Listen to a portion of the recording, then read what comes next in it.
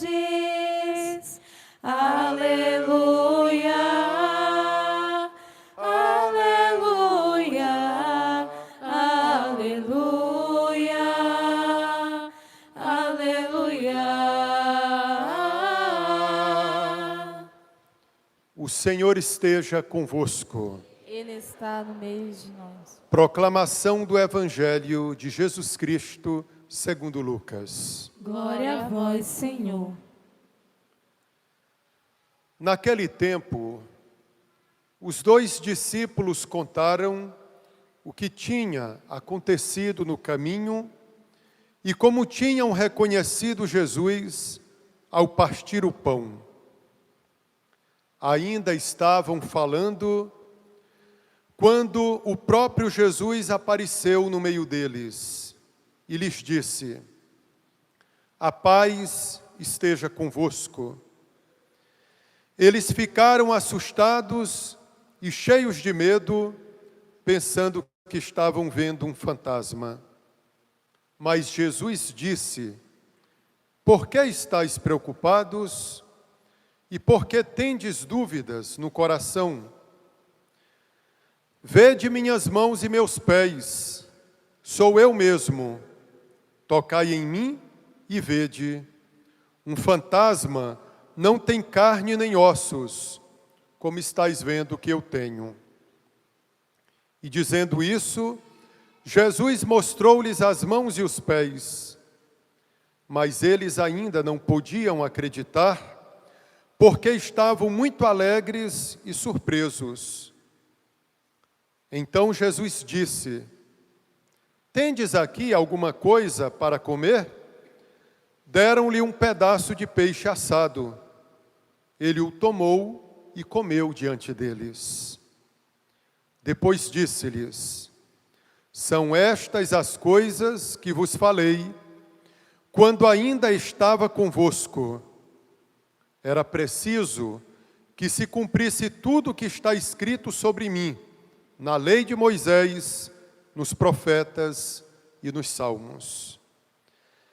Então Jesus abriu a inteligência dos discípulos para entenderem as Escrituras e lhes disse: assim está escrito, o Cristo sofrerá e ressuscitará dos mortos ao terceiro dia, e no seu nome serão anunciados a conversão e o perdão dos pecados a todas as nações, começando por Jerusalém. Vós sereis testemunhas de tudo isso. Palavra da salvação. Glória a vós, Senhor. Nossa Senhora de Nazaré, Rogai por nós. louvado seja nosso Senhor Jesus Cristo. Para sempre seja louvado. Queridos irmãos e irmãs, terceiro domingo da Páscoa, ouvimos agora há pouco o Evangelho segundo São Lucas, capítulo 24, versículos do 35 ao 48.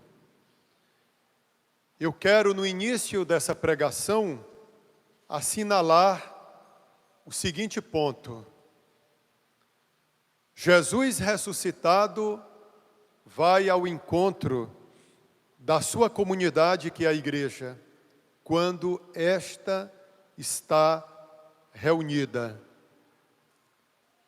Jesus, ao penetrar no lugar onde os irmãos estavam reunidos, saúda-os com essas palavras: a paz esteja convosco.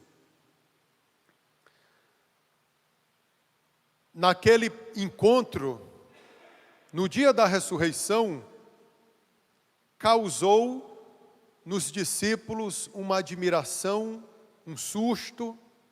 Literalmente, os discípulos ficaram apavorados.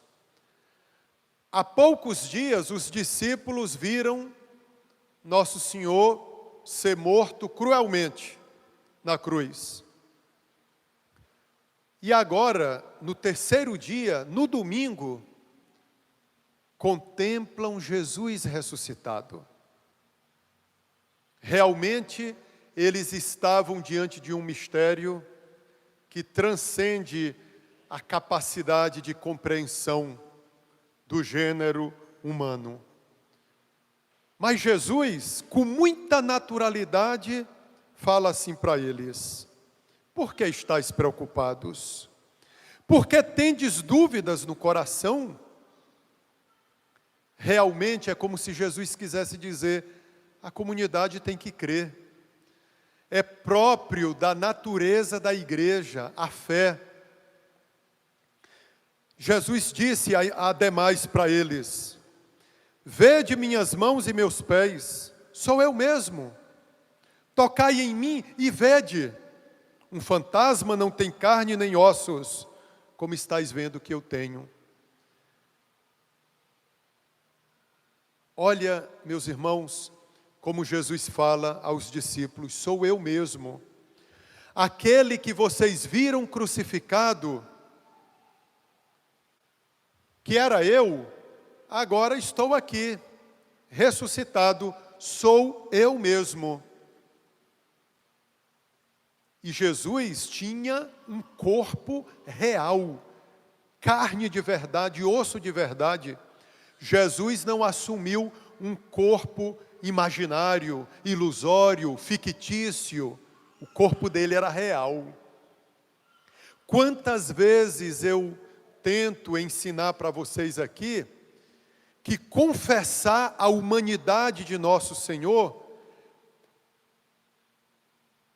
é importante no distintivo da nossa fé de cristãos. Se eu não confesso a humanidade do Senhor, eu vou perder as credenciais católicas. Se tem alguém que acredita na humanidade de nosso Senhor, se chama Santa Igreja Católica. O Senhor não brincou de ser humano. É tanto que nosso Senhor experimentou a realidade mais crua da vida humana, o sofrimento. Como ele dirá bem no final do Evangelho: o Cristo sofrerá. Meus irmãos, no mês de dezembro, todos os anos, no dia 25 de dezembro, a igreja celebra esse mistério de Deus que se faz carne. No Evangelho de São João, capítulo 1, versículo 14, há uma passagem lapidar, que diz assim: o verbo, quem é esse verbo? Nosso Senhor Jesus Cristo, a palavra de Deus, se fez carne e habitou entre nós. Para que ele se fez carne? Para que ele assumiu por obra do Espírito Santo, no seio virginal da Santíssima Virgem Maria, um corpo humano? Para oferecê-lo no altar da cruz para a nossa redenção. Meus irmãos, vocês escutaram bem a segunda leitura da primeira carta de São João, capítulo 2, versículos de 1 a 5. Essa segunda leitura é um raio-x da morte de Jesus na cruz. Um raio-x, uma ressonância, fazem com que o ser humano veja o que está lá no fundo, enraizado. Quem olha sem fé para a cruz, só vê o quê? Morte, derrota, tragédia, assassinato, homicídio. O que realmente queriam fazer com Jesus, quando o condenaram à morte e o crucificaram, o intuito era esse, matá-lo mesmo. Mas para aqueles que têm fé, para a igreja, ela vê outra coisa quando contempla a cruz. Eu vou repetir alguns versículos da segunda leitura, que foi também muito bem feita. Olha como diz São João na segunda leitura: meus filhinhos, escrevo isto para que não pequeis. Estão entendendo? Não é para a gente pecar. O pecado não faz parte da vida que Deus idealizou para o ser humano. Mas, se alguém pecar, temos junto do Pai um defensor, Jesus Cristo, o justo. Se alguém pecar, o pecado na vida nossa pode vir de um descuido, de uma falta de atenção, mas nunca deve estar no plano do ser humano o pecado. São João, em outra parte da sua carta, ele diz assim, que o pecador é filho do diabo. Ele usa essa expressão, não é filho de Deus, é filho do diabo. Mas, padre, todos nós somos pecadores. Nós começamos a missa pedindo perdão. Eu vou recorrer ao ensinamento de Santo Agostinho. Ele dizia, há uma diferença entre o escritor e aquele que escreve. Prestem bem atenção nessa analogia. O escritor é aquele que faz da escrita a sua profissão. Aquele que escreve, eventualmente, esporadicamente, ele escreve uma carta para enviar para alguém. Então, há diferença também entre o pecador e aquele que peca. Quem é o pecador? É aquele que fez do pecado um hábito na vida, um companheiro. Aquele que peca, aqui se enquadram os que creem, são aqueles que combatem o pecado, mesmo muitas vezes sendo feridos por ele, pelo pecado, sendo ferido por ele. Dizia Santo Agostinho, ao menos odiemos o pecado, ao menos odiemos o pecado. Pecamos, mas tentamos evitar. Ao menos ogerizemos, odiemos todo pecado. Mas se alguém pecar, uma possibilidade, São João abre aqui na segunda leitura, temos junto do Pai um defensor, Jesus Cristo justo. Ele, olha aqui, entrando na alma da crucifixão, ele é a vítima de expiação pelos nossos pecados. E não só pelos nossos, mas também pelos pecados do mundo inteiro. Prestem atenção. Ele é a vítima de expiação pelos nossos pecados. E não só pelos nossos, mas também pelos pecados do mundo inteiro. Para que ele morreu na cruz? Para nos redimir. No Antigo Testamento da Bíblia, encontramos tantas histórias de sacrifícios realizados no templo, pelo povo de Deus, como pedido de perdão a Deus. Mas todos aqueles sacrifícios do Antigo Testamento caducaram quando Jesus instaurou o sacrifício seu definitivo na cruz. O sacrifício de suave odor. Eu já falei para vocês que, infelizmente, se infiltrou na igreja uma teologia da libertação, que não tem nada de teologia, é sociologia da libertação, que descaracteriza a morte de Jesus na cruz. Tira toda a sua essência. Como assim? Alguns falam da morte de Cristo como uma tragédia, porque Nosso Senhor questionou as autoridades. Jesus incomodou as autoridades. E por isso as autoridades o condenaram à morte. Meus irmãos, isso é uma descaracterização da morte de Jesus. Prestem atenção que Jesus não falava contra autoridades, ele falava era do pecado da gente, ele falava era de cada um. Quando foram fofocar de César para ele, quem era César?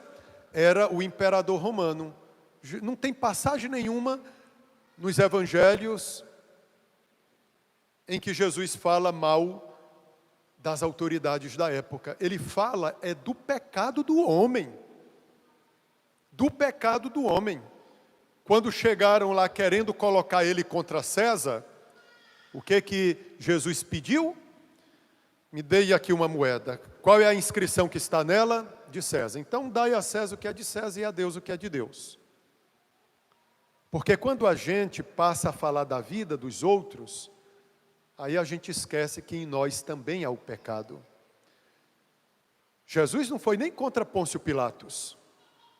É tanto que quando Pôncio Pilatos disse para ele, eu tenho autoridade para te livrar, para te libertar. E Jesus respondeu para ele, tu não terias autoridade sobre mim se essa não te fosse dada pelo céu. Se eu quisesse, invocaria do alto uma legião de anjos e ela viria em minha defesa. O meu reino não é deste mundo. Eu vim dar testemunho da verdade. E Jesus é a verdade. Então, aqui na cruz, o altar. Olha o altar de Jesus, uma cruz. O altar onde nós celebramos a missa, é a cruz. Olha ali o altar de Cristo, a cruz. Aqui sobre esse altar de pedra, nós colocamos pão e vinho, que se converterão no corpo e no sangue do Senhor. Naquele altar de madeira, o Senhor é a vítima do sacrifício. Ele é o pão e o vinho. Para que haja sacrifício, o sacerdote, o padre, deve se colocar nesta mesa de pedra para presidir o sacrifício. Naquela mesa de madeira, o santo altar da cruz, o sacerdote é o próprio Cristo. Jesus reúne as três qualidades. Ele é, ao mesmo tempo, a vítima, o altar e o sacerdote. Queridos irmãos, então olhemos para a cruz e aprendamos que aqui Jesus se oferece ao Pai por nós. Não vamos ver aqui assassinato. Aconteceu, foi. Homicídio. Realmente queriam prejudicar Nosso Senhor. Mas vamos além disso. Vemos aqui o amor de Deus, em todo o seu esplendor. Prestaram atenção na primeira leitura dos Atos dos Apóstolos? Prestem bem atenção. Também foi bem feita, dona Rejane, a primeira leitura. São Pedro está fazendo o exame de consciência. Sabe o que é um exame de consciência? Todos os dias, na última hora da liturgia das horas, chamada completas, a igreja exorta os seus filhos a fazerem um exame de consciência. Ao longo do dia, vamos, iluminados pela palavra de Deus, passear sobre a nossa vida vivida ao longo daquele dia. Vamos meditar sobre as nossas infidelidades, sobre nossos acertos e erros. Olha o exame de consciência que São Pedro faz na primeira leitura dos Atos dos Apóstolos. O Deus de Abraão, de Isaque e de Jacó, o Deus de nossos antepassados glorificou o seu servo Jesus. Sabem por quê que aqui chama servo Jesus? Para lembrar o servo sofredor do profeta Isaías. Eu não vou explicar agora, porque senão levaríamos muito tempo, mas na sexta-feira da paixão, em toda a sexta-feira santa, nós escutamos a passagem sobre o servo sofredor do profeta Isaías. Vós, é São Pedro falando para uma multidão de gente que o escutava. Vós o entregastes, entregaram quem? Jesus. Vós o entregastes e o rejeitastes diante de Pilatos, que estava decidido a assaltá-lo. Vós rejeitastes o santo e o justo, e pedistes a libertação para um assassino. Vós matastes o autor da vida, mas Deus o ressuscitou dos mortos, e disso nós somos testemunhas. Sabem por que São Paulo fala dessa forma? Olha, vós rejeitastes o santo, o justo, Vós matastes o autor da vida. Vós preferistes um assassino a um santo e justo. É para tocar no coração endurecido das pessoas.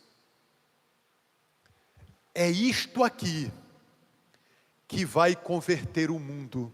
O mundo inteiro vai ficar comovido diante desta cena. No Evangelho de São Lucas é dito, enquanto Jesus estava vivo, blasfemavam contra ele, desce da cruz. Quando ele morreu, aí as pessoas perceberam, realmente nós matamos o Filho de Deus. O Evangelho de São Lucas diz que as pessoas voltaram para casa batendo no peito. Batendo no peito. Sabiam que dentro da missa nós fazemos esse gesto de bater no peito na hora do confesso a Deus Todo-Poderoso? 3 vezes, não são mais 2 como antigamente. Por minha culpa, minha tão grande culpa. O que significa isso, bater no peito? Arrependimento. Arrependimento. E muitos voltaram para casa, diz o Evangelho de São Lucas, batendo no peito. Então São Pedro chamará as pessoas à conversão, anunciando Cristo. Crucificado, morto e ressuscitado. Lembra que eu falei para vocês que Jesus reúne em si vítima, altar e sacerdócio? Ele também reúne em si o sofrimento, a morte e a ressurreição, que são inseparáveis. A morte é por amor. E disso nós somos testemunhas, que Deus o ressuscitou dos mortos. Sabem por que Jesus ressuscitou? Ou melhor, sabem por que Deus ressuscitou Jesus dos mortos? É porque Deus aceitou a oferta do seu Filho na cruz. A ressurreição é a chancela que Deus dá ao sacrifício e à morte de Jesus na cruz. Se Deus não tivesse aceitado o sacrifício de suave odor do seu Filho, Ele não o teria ressuscitado. É por isso que no dia da ressurreição, como nós ouvimos no Evangelho de hoje, Jesus diz para os discípulos: sou eu mesmo. Vede minhas mãos e meus pés. Tendes algo para comer, moços? Deram para ele um pedaço de peixe, ele comeu. Estão vendo? Um fantasma não come. Eu sou real, sou verdadeiro. Nós católicos rezamos no credo: creio na ressurreição da carne. Por isso que um católico não acredita em reencarnação. Dona Rejane, a senhora completa é alma e corpo. Esse corpo que a senhora tem, que cada um aqui tem, pertence a Deus. E Deus devolverá esse corpo glorificado para nós. Nós ressuscitaremos. A reencarnação, o que ela explica? O que a reencarnação diz? Explicar não explica. O que a reencarnação diz? A tua alma fica habitando num corpo, como se o corpo não lhe pertencesse. É como se a alma estivesse em oposição ao corpo. Gente, isso não é cristão, não. Por isso que a gente não pode seguir espiritismo, assistir séries espíritas, que isso vai mexendo com a cabeça da gente. Não, eu só estou assistindo. Gente, essas coisas têm um poder tão grande sobre a mente da pessoa, que você não acredita na verdade facilmente, mas na mentira você acredita. Eu lembro quando um jovem chegou para mim há muitos anos, falando do Código da Vinci. Ele: padre, minha fé eu estou em crise, padre, porque eu assisti o Código da Vinci. Eu não vou explicar aqui esse filme do Dan Brown, que não tem nenhum fato científico, é só a imaginação do Dan Brown. O Dan Brown, quando vê coisas da Igreja Católica, ele tem uma imaginação fértil, aí ele cria histórias que não tem nada a ver com a igreja, falando de Maria Madalena como a suposta amante de Nosso Senhor, como São João Evangelista, que está do lado de Jesus, na verdade não era um homem, era Maria Madalena. Ah, padre, estou em crise. Gente, isso é só imaginação. É tanto que em letras miúdas, no livro dele, que se transformou em filme, é dito, isso aqui tudo é ficção. Olha aí, o católico lá, aquele jovem meio tonto, acreditou numa mentira. Se fosse a verdade ali, ele não acreditaria. Ele não acreditaria. Cuidado com novelas, séries, espíritas, porque daqui a pouco você só fala da ressurreição da boca para fora. Porque você decorou o credo. Creio na ressurreição da carne. Mas lá no fundo, como você vive ligado horas e horas em séries espíritas, você acha que sua alma é penada e que fica procurando um corpo para habitar. Creio na ressurreição da carne. Queridos irmãos e irmãs, pois é, São Pedro, na primeira leitura, despertará no coração das pessoas o desejo de mudança de vida quando ele anuncia a cruz. Arrependei-vos, portanto, e convertei-vos, para que vossos pecados sejam perdoados. Deus cumpriu desse modo o que havia anunciado pela boca de todos os profetas, que o seu Cristo haveria de sofrer.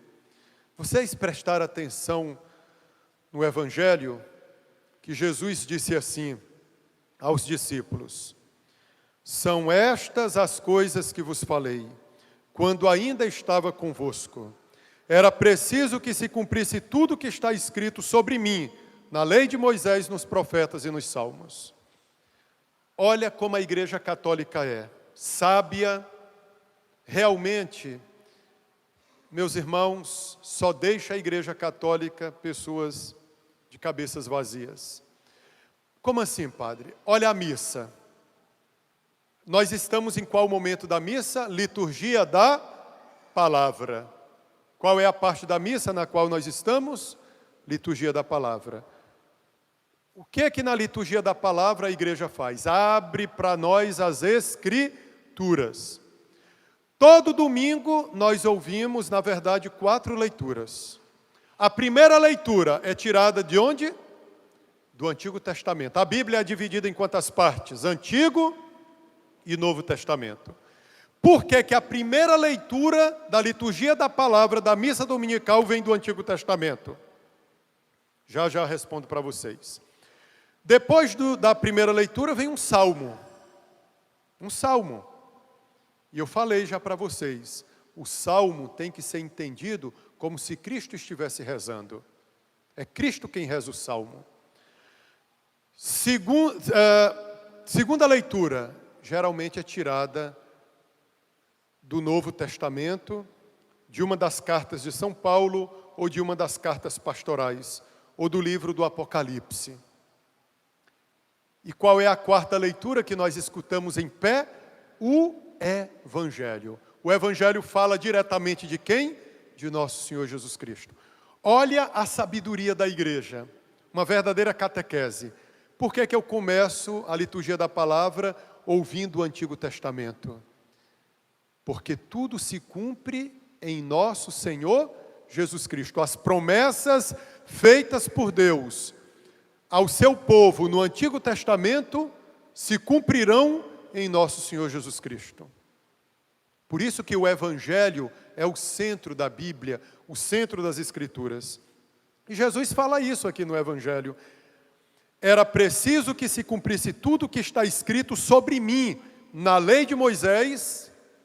Quem é a lei de Moisés? Os livros do Pentateuco. São 5 livros do Pentateuco. Quais são eles? Gênesis, Êxodo, Levítico, Número, Deuteronômio. Nos profetas. São ali o quê? 18 profetas. E nos salmos. Então Jesus abriu a inteligência dos discípulos para entenderem as Escrituras. Vamos pedir para Jesus também abrir essa nossa cabeçona, né? Muitos, né, de nós só cabeça só para botar cabelo, né? Para quem tem também, né? Bora, Senhor, abre essa nossa inteligência para entender as Escrituras. Abre nosso coração. E lhes disse: assim está escrito: O Cristo sofrerá. Interessante que ele fala no futuro, né? Assim está escrito, é Nosso Senhor quem está falando. O Cristo sofrerá. Mas ele já não sofreu? Por que ele fala no futuro? É porque a igreja vai celebrar o sofrimento de Nosso Senhor. O Cristo sofrerá e ressuscitará dos mortos ao terceiro dia. Ele já tinha sofrido, ele já tinha ressuscitado, mas por que, Senhor, que tu falas no futuro? O Cristo sofrerá e ressuscitará dos mortos ao terceiro dia. E no seu nome serão anunciados a conversão e o perdão dos pecados a todas as nações, começando por Jerusalém. Tudo começou em Jerusalém, em Belém. Olha onde é que veio parar. Nosso Senhor aqui estava falando também da nossa goianesa, né? De Goianésia, do Pará. Será anunciada a todas as nações, a começar por Jerusalém. Vós sereis testemunhas de tudo isso. Quem que será testemunha de tudo isso? A Santa Igreja Católica. Há poucos dias celebramos a Semana Santa. Nós vivemos o sofrimento de Cristo. O Cristo sofrerá. Quantos de nós fomos criticados? Olha, os católicos celebrando a morte de Cristo. Jesus já ressuscitou, o cretino está aqui. Jesus falando, o Cristo sofrerá. É porque a igreja vai celebrar a morte de Nosso Senhor, mas certa da ressurreição de Nosso Senhor. O que nós fizemos durante a Semana Santa não foi encenação, memória de algo que já passou, mas de algo muito presente e atual. A morte de Nosso Senhor é por amor. A sua ressurreição é sacrifício de suave odor que Deus aceitou. Vós sereis testemunhas de tudo isso. Não basta só falar, tem que viver. Como dizia São João na segunda leitura, se dizeis que amais a Deus e não cumpris os seus mandamentos, sois um mentiroso. Não pregam por aí? Basta só a fé. Eu me salvo só pela fé. Não preciso de obras. Para nós que cremos, que somos católicos, fé e obras andam juntos. Nem fé sem obras e nem obras sem fé. Porque as obras que realizamos são frutos da fé. São João fala isso na segunda leitura. Se dizeis que conheceis a Deus, ou seja, que tendes fé em Deus, mas não guarda os seus mandamentos, sois um mentiroso. Então, se a gente só falasse da morte de Jesus, mas não celebrasse a morte de Jesus, na missa, na Semana Santa, seríamos mentirosos. Tudo na nossa vida cristã é oriundo da cruz. Tudo brota daqui, da cruz. Os sacramentos, o batismo, o matrimônio, a missa, que é a Eucaristia, a penitência, a crisma, a confissão, tudo brota da cruz. A igreja, a ressurreição, tudo é a cruz, é o solo fértil. Sem ela não haveria nada. Não haveria salvação, redenção, não haveria nenhum sacramento. Então, meus irmãos, contemplemos a cruz de nosso Senhor Jesus Cristo. Convido vocês ainda a permanecerem sentados. Louvado seja nosso Senhor Jesus Cristo.